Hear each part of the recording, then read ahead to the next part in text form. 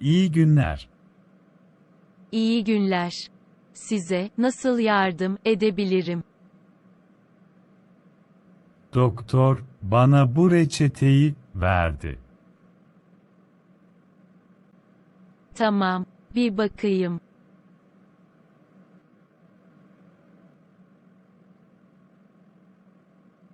İşte buradalar. Nasıl kullanırım?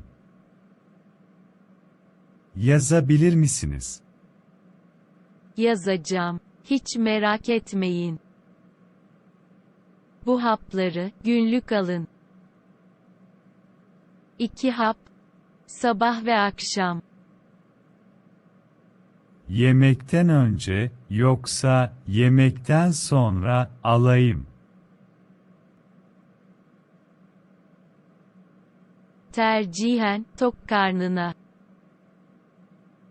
Aç karnına etkisi daha yavaştır. Bu şurup ilacı.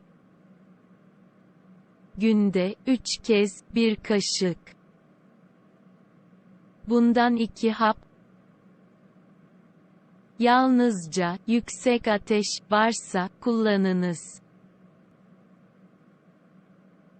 Teşekkür ederim.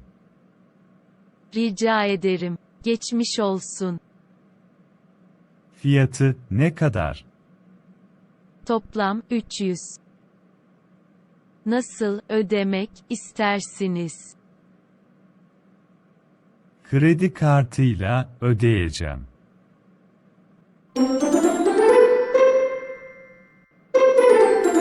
İlaçlarını almak ister misin?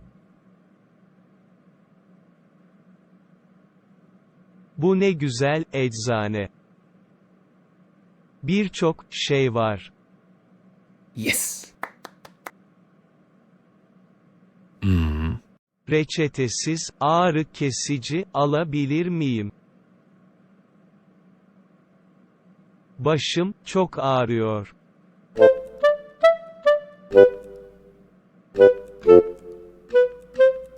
Bu iyidir. Bir hap al. Gerektiğinde. Bu güçlü mü? Şiddetli baş ağrınız varsa 2 tane alın. Sırt ağrım da var. Aynı ilaç işe yarar mı? Elbette. Günde 2 kez 1 hap al.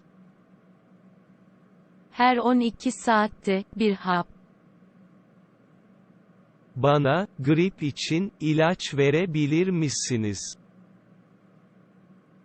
Tabii ki vereceğim. Sabah ve akşam birer hap alabilirsiniz. Ben de antibiyotik alabilir miyim? Çocuk, burası bir eczane. Şekerci dükkanı değil. Sana ne? Beni arabada bekle. Ama gitme. Evet. Bu herkes için daha iyi. Geç kalma. Yoksa gideyim.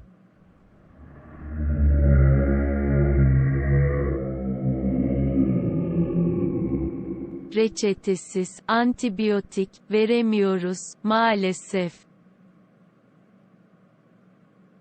Boş ver. Efervesan C vitamini verebilir misiniz? İşte C vitamini. Bir şey daha var. Nedir? Saç boyası var mı? Evet var. Hangi renk? Erkek rengi istiyorum. Daha yaşlı görünmek istiyorum.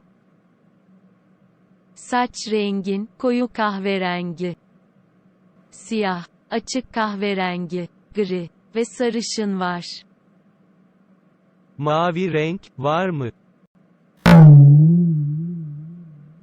Açık mavi mi? Koyu mavi mi? Yes!